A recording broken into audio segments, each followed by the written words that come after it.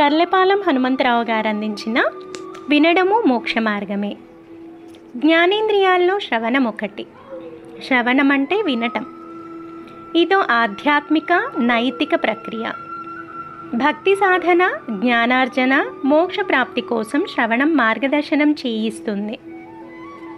బమ్మెరపోతున రాసిన భాగవతంలో ధ్రువుడు తన తల్లి సునీతి మాటలు ఆలకించి అడవులకు వెళ్తాడు. నారద మహర్షి వినిపించిన శ్రీహరి స్తోత్రం అవిరామంగా జపించి ఇష్టదైవాన్ని ప్రసన్నం చేసుకుంటాడు.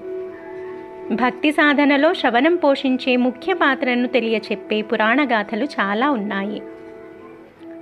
విష్ణు భక్తుడైన ప్రహ్లాదుడు తల్లి గర్భంలో ఉన్నప్పుడే నారదుడి ఉపదేశాలను ఆసక్తిగా ఆలకించాడు.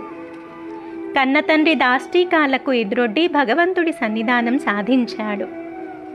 శ్రవణ జ్ఞానమే బాలభక్తుడికి ఆ శక్తిని ప్రసాదించింది. పరీక్షిత్తు మహారాజు మృత్యువును ఎదుర్కొనే సందర్భంలో శుకమహర్షి చెప్పిన భాగవత కథలను అమిత శ్రద్ధగా విన్నాడు. ఆ శ్రవణ భక్తి చక్రవర్తికి మోక్షప్రాప్తిని సులభతరం చేసింది. విన్నవారికి మోక్షము విందుగాదా అని రామదాసు అన్నది ఈ తరహా కథలు విన్నందువల్లే. యోగశాస్త్రం జ్ఞాన సాధనకు 3 ప్రధాన మార్గాలను సూచించింది. అందులో జ్ఞానుల ఉపదేశాలను వినే శ్రవణ మార్గం మొదటిది. వినడం అంటే కేవలం శబ్దాలను గ్రహించడం కాదు, అది అర్థవంతమైన చర్యకు పురికొల్పే ప్రక్రియ. అన్నమయ్య వినటాన్ని ఆధ్యాత్మిక సాధనగా అభివర్ణించాడు. ఒకరు చెప్పింది విని వేరొకరు వినేందుకు తిరిగి చెప్పినవి వేదాలు. అందుకే అవి శృతులు అయ్యాయి. నారదుడి సంక్షేప రామాయణం విన్న తరువాత వాల్మీకి విస్తృత రామాయణ రచనకు పూనుకున్నాడు. బుద్ధి రాదు బుద్ధి రాదు పెద్దల సుద్దులు వినక అన్నాడు త్యాగరాజు. మంచి మాటలు వినక చెడినవారు చరిత్రలో చాలామందే ఉన్నారు. సత్పురుషుల మహర్షుల హితబోధలను పెడచెవిన పెట్టరాదు. దుర్మార్గుల దుష్టబుద్ధుల మాటలకు చెవి నొగ్గరాదు. విదురుడి సద్బోధలు వినక కురుక్షేత్ర యుద్ధానికి, కౌరవ వంశ వినాశనానికి కారకుడయ్యాడు ధృతరాష్ట్రుడు.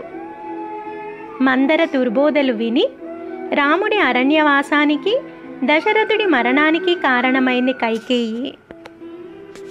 వినడం ఒక కళ. ఎవరు చెప్పినా వినాలి. విన్నది విన్నట్లుగా గాక వివరంగా విచారించాలి. మంచి చెడ్డలు గ్రహించి ఆనక చిత్తశుద్ధితో ఆచరించాలి. ఇదే నీతిమంతుల లక్షణం అని సుమతి శతకం బోధించింది. మేధస్సుకు అందే సమాచారం 3 శ్రవణం ద్వారా లభించేదే. నిమిషానికి 1000 మాటల వరకు ఆలోచిస్తే కేవలం 125 మాటలు మాత్రమే ఆలకించగలం.